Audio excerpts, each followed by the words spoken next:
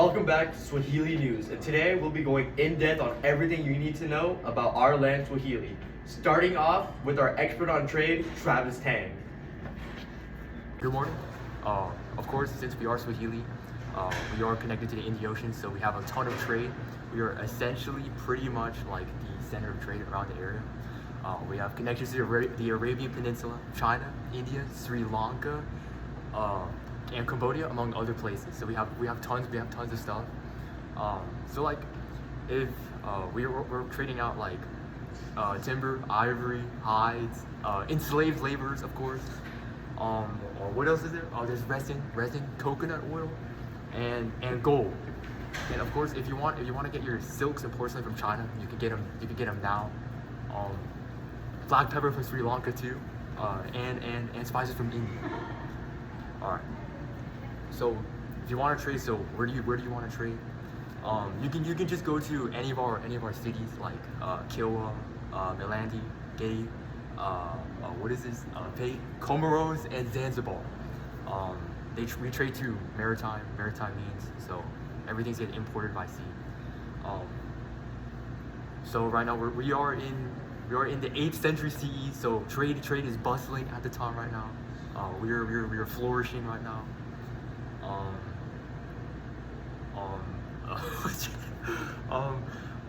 So why do we trade? This is obvious because trade gives money, and we get tons of stuff from other places. So if you want money and you want goods, or you want to sell something, then make sure to trade. Okay, we are in the 10th century CE. I mean, we emerged in 8th century CE, but it's the 10th century CE, and now we're flourishing. We have tons of trade, so this is the perfect time to make some money or to sell something off. So like, please do that. Thank you. You know, trading means a lot of travel. And you know what else a lot of traveling reminds me of? Our special guest, Ibn Battuta. Oh! Who are you? I'm Ibn Battuta, born and Muslim and world-renowned traveler, known for traveling the world the most out of any pre-modern explorer. That is very interesting. Tell me, what did you do during your travels? During my travels, I garnered lots of information, and through all that, I put in my little travel log, a little journal called the Rila, and it chronicles my extensive traveling throughout Africa, the Middle East, Asia, and Europe. The book, it provides rich insight to the culture, the politics, and the societies and landscapes of the places I traveled in the 14th century. Wow. Tell me, when did you do all that? Well, my journey started in 1325, and I was going to the Haji, the pilgrimage to Mecca, but my journey continued for 30 more years, and I ended at 1354. Sick.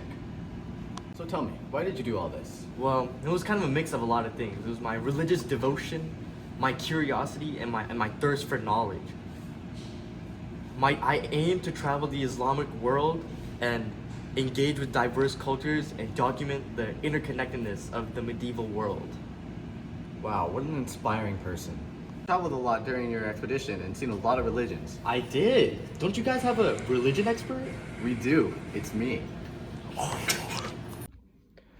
Swahili culture primarily comprises the Swahili people, who are a mix of Bantu-speaking Africans, Arabs, and Persians. This culture is characterized by its diverse influence due to trade and interactions with various people over centuries. The Swahili culture encompasses language, art, music, architecture, cuisine, and social customs. The Swahili language is a Bantu language heavily influenced by Arabic. Notable elements include intricate wooden carvings, vibrant textiles, and traditional Swahili cuisine, which often features seafood, rice, and spices. Swahili culture began to develop around the 8th century AD, influenced by early Arab traders. The height of the Swahili city-states such as Kilwa, Mombasa, and Zanzibar occurred between the 12th and 16th centuries, marking a period of significant trade and cultural exchange. The Swahili culture is primarily located along the East African coast, particularly in countries like Kenya, Tanzania, Mozambique, and parts of Somalia. Coastal cities and islands like Zanzibar are especially rich in Swahili heritage. The development of Swahili culture was driven by trade, particularly in gold, ivory, and spices, leading to a fusion of cultures. The interaction with Arab and Persian trades helped shape a unique identity that blends African, Arab, and Islamic traditions, fostering a rich cultural legacy that continues to thrive today. Now back to Sam with language and culture.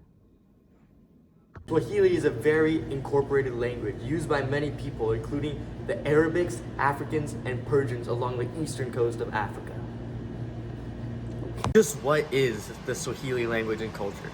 Well, Swahili is a Bantu language with significant Arabic influence, serving as a lingua franca in East Africa.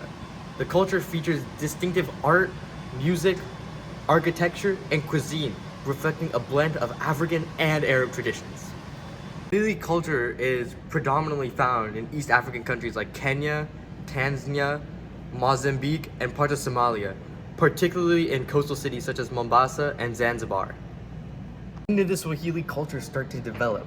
But it really started to develop around the 8th century AD, between the 12th and 16th centuries, due to trade and interactions with other people.